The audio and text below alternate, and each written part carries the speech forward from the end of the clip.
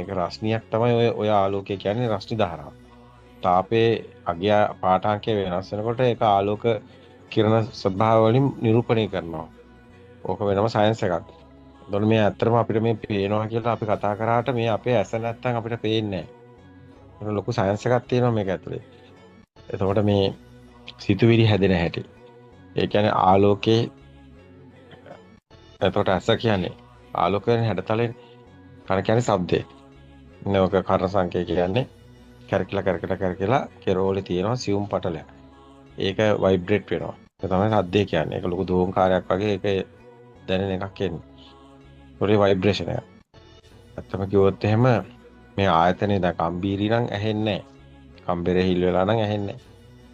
ඒකට ශබ්ද නැහැ. ඒකට වර්ණත් නැහැ. ඇස්සන්දර. ඒකට වෙන දැන් පණුව වගේ සතෙකුට ශබ්ද වර්ණ